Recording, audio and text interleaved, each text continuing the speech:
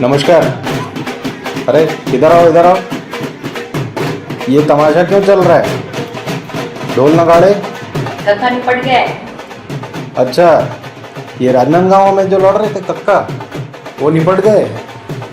अच्छा, उसके पहले वो विधानसभा में भी निपट गए थे।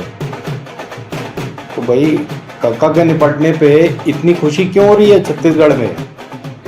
उसका सिंपल कारण है कि जिस तरह से जोगी जी निपटे थे जी, उसी तरह कक्का निपट गए। लोगों का कहना है कि उसी कारण से स्मृति ईरानी निपट गई और उसी कारण से मोदी जी भी निपट गए। अब ये कारण क्या है? ये कारण है ज़रूरत से ज़्यादा अपने आप पर भरोसा करना, ज़रूरत से ज़्यादा गर्व करना। जितनी आपको कुवत दी है ऊपर वाले ने, उससे बढ़कर अपने आप को समझना। पिज़्ज़ा पार्लर में काम करती थी, छोटे मोटे रोल करती थी, वो समझने लग गए कि देश चलाना है हमको, हार गई। उसके बाद एचआरडी मंत्री बन गई। माफी मांगो सोनिया गांधी आदिवासियों से, माफी मांगो औरतों से, माफी मांगो, शर्म करो, माफी मांगो सोनिया गांधी। तो ऐसे जो गर्व करते हैं बिना फालतू के अपने आप पर ज़रूरत से ज़्यादा,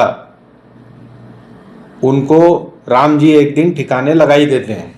ये देखिए, राम जी ने कहाँ कहाँ ठिकाने लगाया है मोदी जी को। आप कहेंगे मोदी जी को तो ठिकाने नहीं लगाया ठीक से। अब ये देखिए, ये सीतापुर में हार गए, चित्रकूट में हार गए, अयोध्या में हार गए, छोटी मोटी रामटेक वगैरह जैसी जगहों में भी निपट गए। तो अब इससे ज़्यादा लेसन क्या मिलेगा भाई? 2014 में जब मेरे पिताजी दिसंबर 2014 में जब वो नॉन बायोलॉजिकल हो गए, यानी स्वर्गवासी हो गए, तब से मैं कन्विंस हो चुका हूँ, जाने के बाद मैं कन्विंस हो चुका हूँ कि जो भी जरूरत से ज़्यादा घमंड करेगा, दूसरों को घमंडिया बताएगा, उसको राम जी ठिकाने लगा देंगे। अब आप कहेंगे कि मोदी जी तो प्रधानमंत्री बनने की शपथ लेने वाले हैं परसों। तो मोदी जी जरूर शपथ ले रहे हैं प्रधानमंत्री बनने की। जो आदमी सेंगोल लेके घूम रहा था संसद में, वो आदमी अब कॉन्स्टिट्यूशन को ऐसे आंख मुंह लगा रहा है। तो धरती पर ला दिया कि नहीं राम जी ने? अभी उनको एक मौका और दिया है, ये आखिरी मौका समझ लीजिए। अक्टूबर नवंबर में जो इलेक्शन होंगे, उससे पता चल जाएगा कि आपने देश को ठीक से चलाने की जो कसम खा रहे हैं अभी आप, वो कर रहे हैं कि नहीं कर रहे हैं। ये अभी महाराष्ट्र में जब इलेक्शन होंगे असेंबली के, उसी में ये निर्णय हो जाएगा। आप खुद इस बात पर विश्वास करें। 370 का टारगेट जो आदमी लेकर चल रहा था, वो 240 पर आया है। लेकिन उसके जो भक्तगण या चमचे चपाड़ी कह लीजिए, ये इसी बात पर खुश हो रहे हैं कि 240 232 से ज़्यादा होता है। अब की बार 400 पार, अब की बार।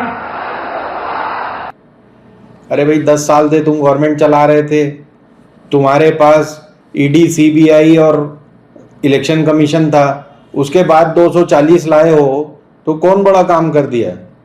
वो भी हमारे बेचारे उड़िया भाइयों ने और उधर कर्नाटक के कुछ लोगों ने, इन लोगों ने और खासकर मध्य प्रदेश के लोगों ने, जिन्होंने आपका साथ दे दिया। यहाँ पर इनको ये समझ में नहीं आया, जगन्नाथ वाली जो गलती कर दी थी पुरी के पंडे ने, संबित पात्रा ने, वो उस गलती को बावजूद वहाँ जीत गए, तो जश्न मनाओ उस बात का। लेकिन जय श्री राम से जय जगन्नाथ करना भी ठीक नहीं है। अब आप अपने खुद की हालात देखिए। पहले 2014 में जीते 4.5 लाख से, फिर 19 में हो गया 2.5 लाख, अब हो गया 1.5 लाख। जब ये हालत तब है जब कितने ही लोगों के, कम से कम मेरा ख्याल है कि 300 लोगों के नॉमिनेशन फॉर्म रिजेक्ट किए गए बनारस से। तो ये घमंड, गर्व और बायोलॉजिकल, नॉन बायोलॉजिकल और मैं कन्विंस हो चुका हूँ, ये सब कहानियाँ छोड़िए, शुद्ध राजनीति करिए, देश को कायदे से चलाइए। यही हम लोगों की आपसे कामना है। धन्यवाद। हिंदुस्तान जिंदाबाद।